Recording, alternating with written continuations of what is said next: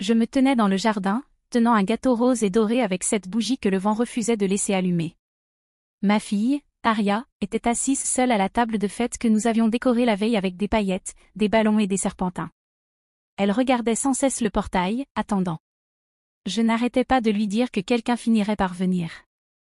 Personne n'est venu. J'ai vérifié mon téléphone une nouvelle fois, toujours rien. Puis un message est arrivé. Qui voudrait fêter une fille sans papa? Mes mains se sont mises à trembler. Je ne pouvais pas la laisser voir ça. J'ai forcé un sourire et j'ai apporté le gâteau. Elle a applaudi doucement, juste pour elle. J'ai allumé les bougies quand même. Elle m'a regardé et a murmuré. Ce n'est pas grave, maman. Peut-être qu'ils ont juste oublié. J'ai hoché la tête, tentant de parler sans que ma voix ne se brise. Fais un vœu, ma chérie. Avant qu'elle ne puisse souffler les bougies, on a entendu un grondement sourd, puis plus fort. Le bruit de moteurs. Beaucoup de moteurs. Venus de la rue. Saria s'est levée si vite que sa chaise est tombée. Elle m'a pris la main, les yeux écarquillés, et a dit. Maman, c'est ma lettre. Ce sont les amis de papa.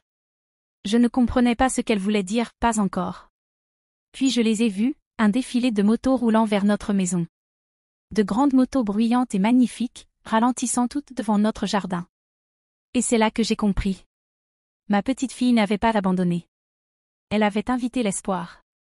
Et il était venu, vêtu de blouson de cuir. Je m'appelle Aïla. Et si vous me demandiez de décrire les 2 dernières années de ma vie en un seul mot, je dirais, éprouvante. Pas juste difficile. Pas juste douloureuse. Mais un effort constant, quotidien, pour être là pour ma fille alors que chaque fibre de mon être voulait rester recroquevillée au fond du lit. Je n'ai pas toujours été comme ça. Avant que tout change, la vie était plus bruyante, plus légère. Mon mari, Mika, était ce genre d'homme qui apportait la vie dans chaque pièce où il entrait. Il était soldat, un vétéran fier, et faisait partie d'un club de motards composé d'anciens combattants.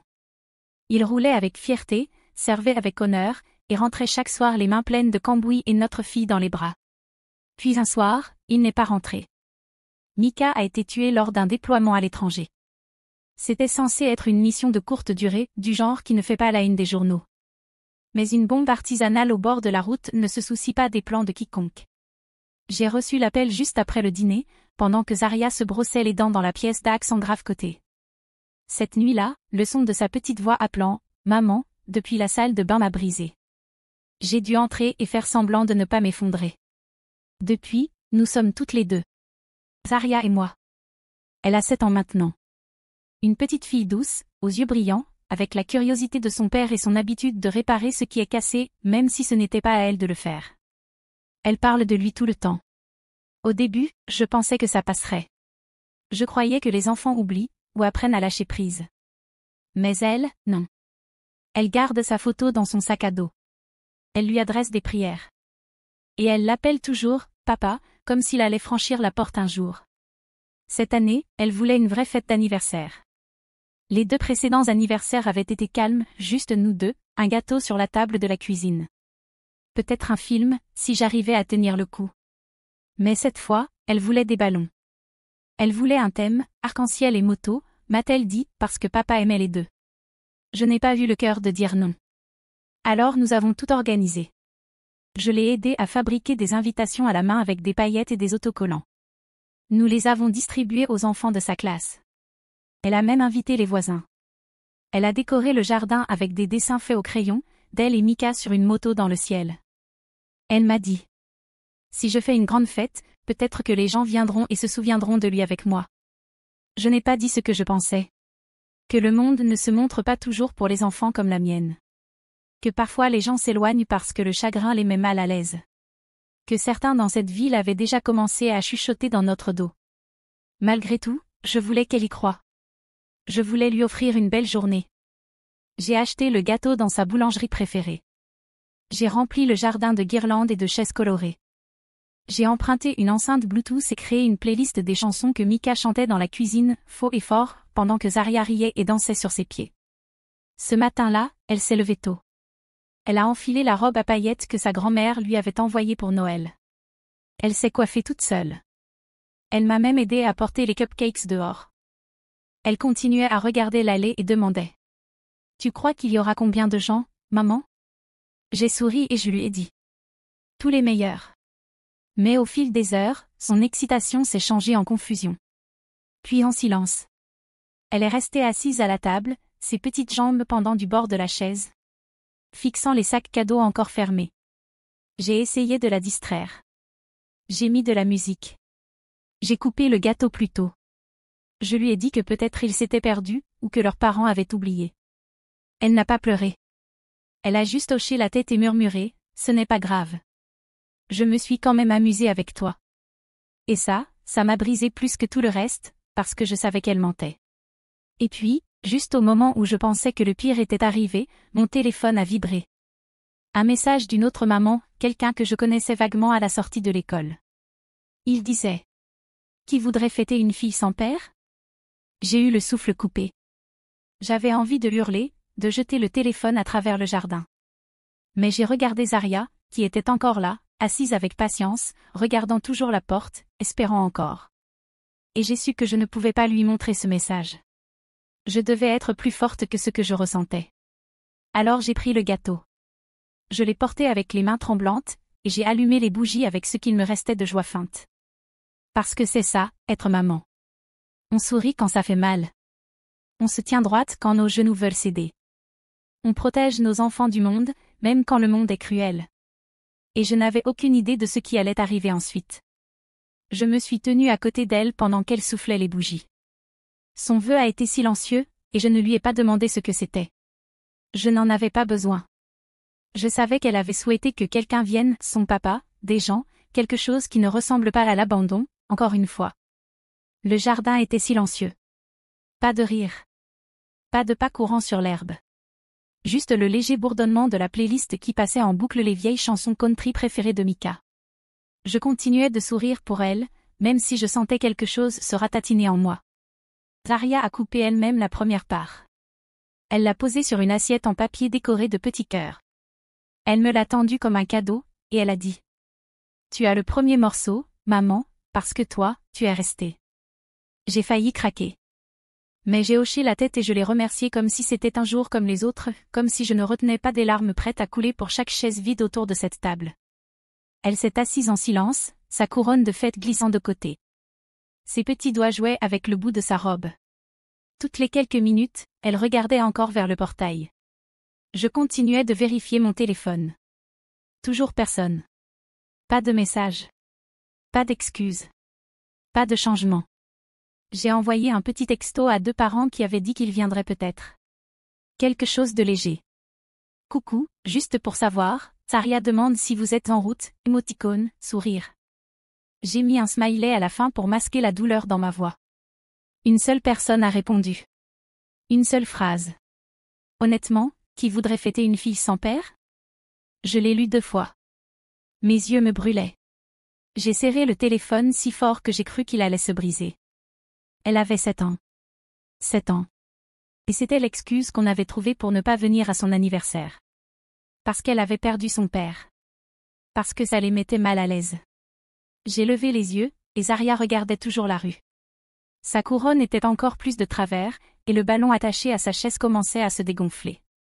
Elle ne pleurait pas, mais ses épaules s'étaient affaissées d'une manière qui me disait qu'elle avait perdu espoir pas seulement pour ce jour-là, mais peut-être pour l'idée même que quelqu'un puisse encore revenir pour elle. Je suis allée m'agenouiller à côté d'elle. Zaria, j'ai dit doucement, tu sais, tout le monde ne comprend pas la force qu'il faut pour continuer à avancer. Elle m'a regardée et a demandé. C'est à cause de papa? Je ne savais pas quoi répondre. Je voulais la protéger de la vérité, mais je ne voulais pas non plus lui mentir. Certaines personnes ne savent pas comment réagir face à des enfants courageux, j'ai dit. Et toi, mon cœur, tu es la personne la plus courageuse que je connaisse. Elle a hoché la tête une seule fois. Puis elle a glissé la main sous la table et a sorti une enveloppe blanche pliée. Elle l'avait rangée à côté des petits cadeaux des invités. Elle me l'a tendue sans rien dire. Qu'est-ce que c'est? J'ai demandé. Je l'ai envoyé il y a quelques semaines, elle a dit. Je ne t'ai rien dit parce que je voulais que ce soit une surprise. J'ai ouvert le rabat et j'ai trouvé une copie d'une lettre écrite de sa main. Salut, je m'appelle Zaria. Je vais avoir 7 ans. Mon papa s'appelait Mika. Il faisait de la moto et était dans l'armée. Il est mort il y a 2 ans, mais je l'aime encore. J'ai vu des photos de vous avec lui. Je n'ai pas beaucoup de monde pour mon anniversaire. Mais si vous connaissiez mon papa, j'aimerais beaucoup que vous veniez. Avec amour, Zarya. Je tenais la lettre comme si c'était la chose la plus fragile du monde. C'est toi qui as envoyé ça? Ai-je demandé. J'ai trouvé une des boîtes de papa dans le garage, dit-elle. Il y avait une adresse de retour. Je l'ai copiée sur l'enveloppe. Je ne savais pas si ça arriverait jusqu'à là-bas. Je la regardais, stupéfaite. Elle n'avait pas attendu qu'on l'aide. Elle n'avait pas demandé la permission. Elle avait écrit ce qu'elle avait dans le cœur et l'avait envoyé dans le monde, toute seule. J'ai jeté un dernier coup d'œil vers le portail. Toujours pas de voiture. Pas de moto. Juste la lueur vacillante de la dernière bougie qui s'éteignait derrière nous. Même s'ils ne viennent pas, ai-je dit. C'était une chose très gentille et très courageuse que tu as faite. Elle haussa les épaules, sa voix à peine audible. Je voulais juste que quelqu'un se souvienne de papa. Je l'ai prise dans mes bras, ne sachant pas quoi faire d'autre. J'ai embrassé le sommet de sa tête et je lui ai dit. Je me souviens de lui chaque jour. Et pour la première fois de l'après-midi, elle a souri. J'ai rapporté la lettre à l'intérieur et l'ai posée sur le comptoir de la cuisine comme si c'était un objet sacré. Je n'arrivais pas à arrêter de la lire. Les mots étaient simples. Mais ils contenaient plus d'amour que tout ce que j'avais vu depuis longtemps. Elle n'avait pas écrit cette lettre en espérant un miracle. Elle voulait juste son papa. Elle voulait que quelqu'un se souvienne de lui avec elle. Ce soir-là, une fois que le dernier ballon avait perdu de sa couleur et que la musique s'était tue, je suis restée assise dans le salon pendant que Zarya dormait, blottie dans sa nouvelle couverture arc-en-ciel. Je repassais la journée dans ma tête. Les sièges vides. Le silence. Le message sur mon téléphone. Mais surtout, je pensais à sa lettre. Et au fait que ma fille avait fait quelque chose.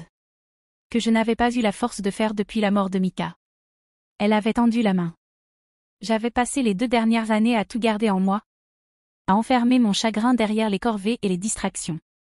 Je n'avais contacté personne de l'ancienne vie de Mika. Ni les gars avec qui il roulait. Ni ceux qui étaient venus aux funérailles en blouson de cuir et bottes aux pieds. Debout en silence, tête baissée. Je n'avais jamais rappelé. Je n'avais répondu à aucune carte. Je pensais protéger Zarya. Garder son monde simple et sûr. Mais peut-être que je ne faisais que l'isoler. Et peut-être que je m'étais isolée aussi. Je suis retournée dans le garage. Le seul endroit que j'avais presque laissé intact. Ces boîtes étaient toujours là. Empilées soigneusement. Étiquetées de l'écriture de Mika. J'en ai ouvert une, marquée club. À l'intérieur, il y avait de vieilles photos. Des écussons. Des bandanas. Et un carnet usé avec des adresses et des noms de contacts. Zarya n'avait pas envoyé sa lettre au hasard. Elle était entrée seule dans cet espace et y avait trouvé un nom. J'ai retrouvé l'adresse sur une enveloppe qu'elle avait mise de côté. Elle appartenait à quelqu'un nommé Cal. L'un des plus proches amis de Mika. Il se tenait à l'avant des funérailles. Impassible. Tenant un drapeau replié. Je me suis souvenu de lui. Silencieux. Des yeux pleins de douceur. Taillé comme une montagne. Un homme qui parlait peu. Mais qui avait donné à Mika l'une des plus grandes accolades que j'avais vues avant son départ. Je suis restée là, dans le garage sombre. La lettre dans une main et les vieux gants de moto de Mika dans l'autre. L'odeur d'huile et de cuir imprégnait encore tout. Je le sentais près de moi. Pas d'une façon surnaturelle. Mais dans le poids des souvenirs appuyés contre ma poitrine. C'est là que j'ai pris ma décision. J'ai pris mon téléphone. Et appelé le numéro inscrit à côté du nom de Cal. Ça a sonné 4 fois. J'ai failli raccrocher. Puis une voix grave a répondu. Cal à l'appareil. Je suis restée figée une seconde. Je ne savais pas quoi dire. Puis j'ai simplement commencé à parler. Bonjour, Cal. Vous ne me connaissez pas. Je m'appelle Ayla. Je suis la femme de Mika. J'étais. Je veux dire, je le suis toujours. Mais je me suis arrêtée. J'ai pris une inspiration. Et j'ai recommencé. Ma fille Zarya vous a envoyé une lettre. Vous l'avez peut-être reçue. Je voulais juste vous dire merci si vous l'avez lue. Et si ce n'est pas le cas, ce n'est pas grave non plus. Je voulais juste que vous sachiez. Elle pense à lui chaque jour. Et elle ne demande rien d'énorme. Elle voulait juste que quelqu'un qui la connût vienne. Il y a eu un silence à l'autre bout du fil. Un instant, j'ai cru que l'appel avait été coupé. Puis Cal a parlé. J'ai lu la lettre. 2 fois. J'ai attendu. Elle a le cœur de Micah, dit-il. Je l'ai montré au gars. On se demandait tous comment tendre la main sans vous faire plus de mal. On ne voulait pas rendre le deuil plus dur pour vous. Mais maintenant qu'elle a tendu la main, vous pouvez être sûr qu'on sera là. Je ne savais pas quoi répondre. Je crois que j'ai juste murmuré. Merci. Il a dit. Dites-lui qu'on est fiers d'elle. Dites-lui que les frères de son papa roulent encore. Nous avons raccroché. Et je suis restée là, sur le sol du garage. Les gants de Micah contre ma poitrine. Pour la première fois en 2 ans, je n'avais plus l'impression de porter tout ça toute seule. Peut-être que Micah avait laissé derrière lui plus que des souvenirs. Il avait laissé des gens.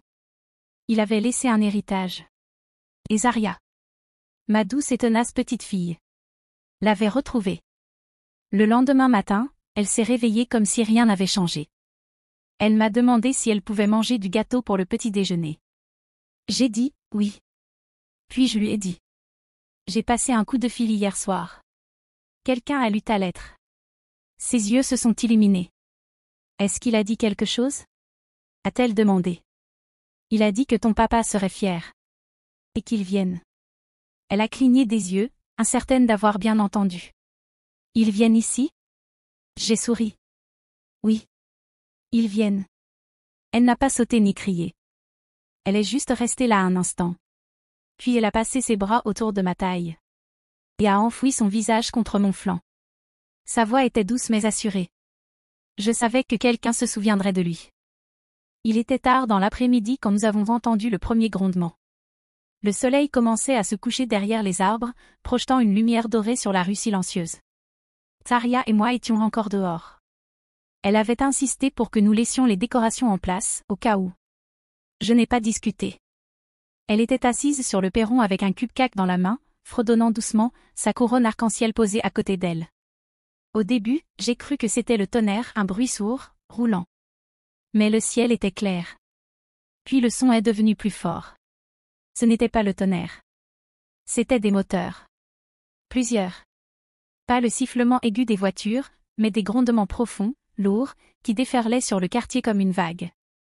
La tête de Zarya s'est redressée d'un coup. Ses yeux se sont agrandis. Elle s'est levée lentement, s'approchant du bord du perron. Le bruit se rapprochait. Des pneus roulaient sur l'asphalte. Puis la première moto a tourné au coin, une grosse Harley noire, le chrome scintillant à la lumière. Le motard portait un gilet de cuir usé. Derrière lui, une autre moto est apparue. Puis une autre. Et encore d'autres. J'ai cessé de compter après 20.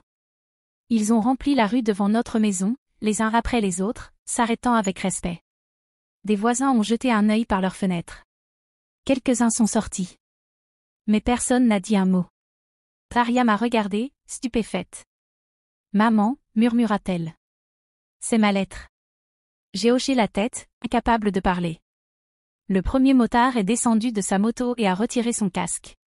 C'était Cal.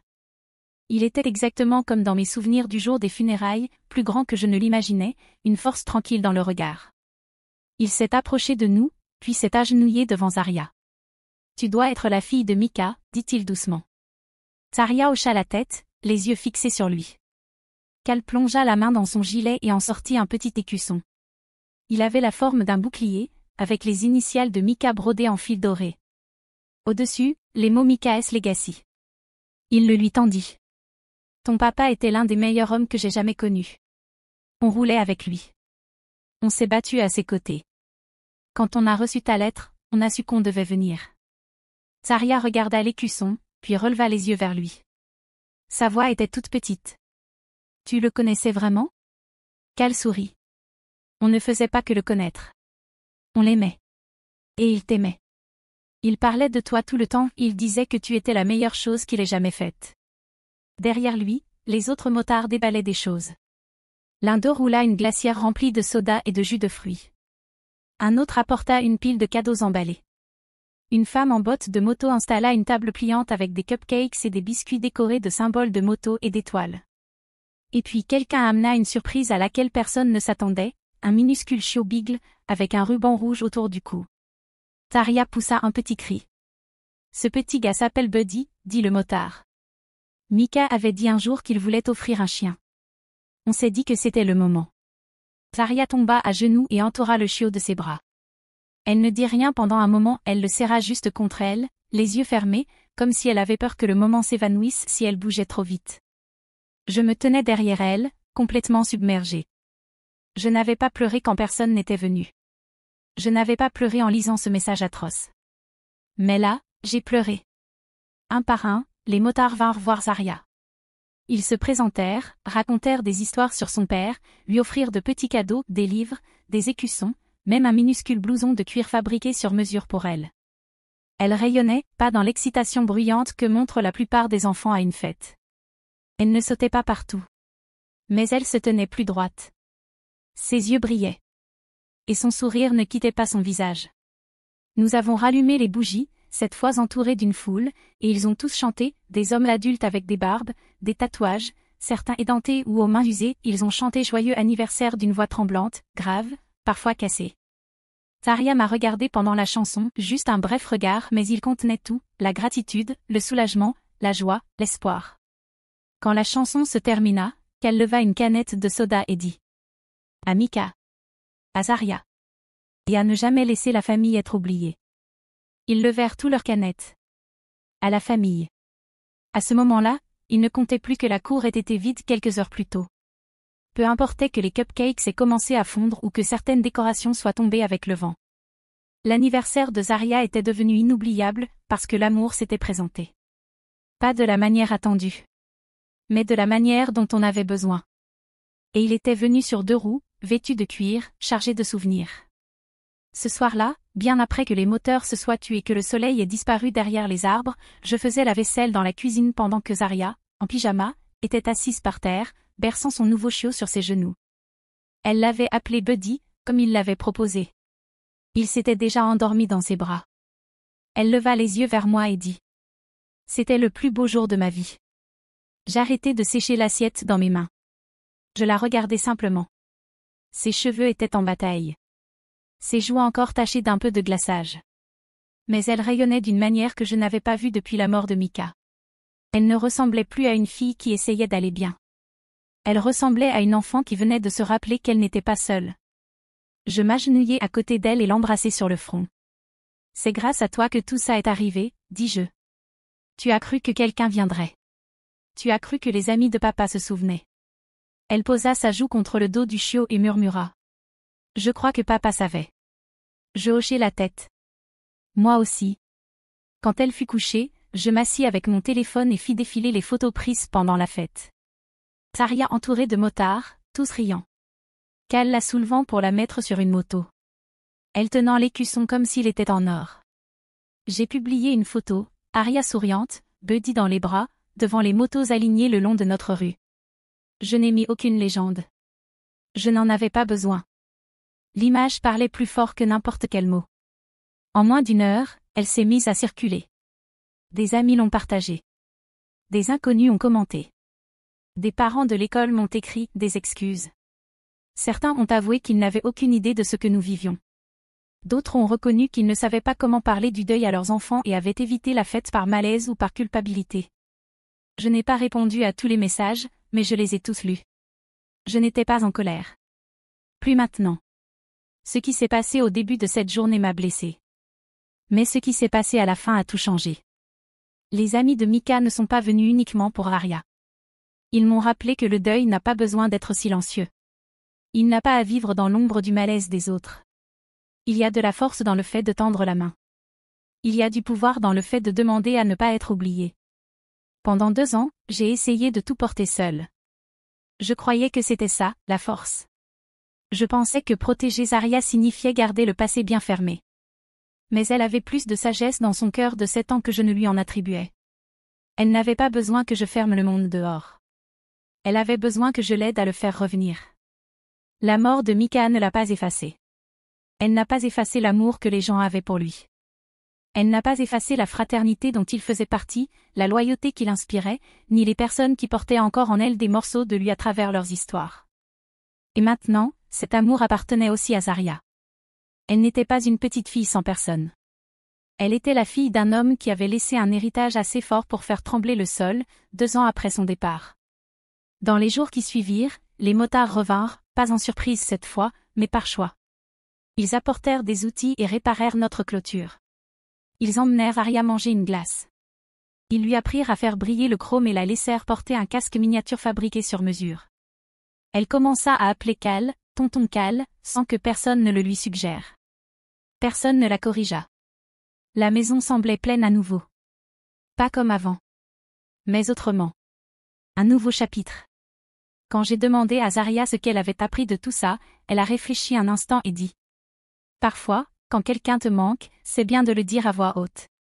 Parce que peut-être qu'il manque à quelqu'un d'autre aussi.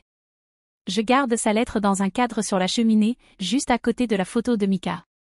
Elle me rappelle que parfois, les voix les plus petites portent les plus grands espoirs.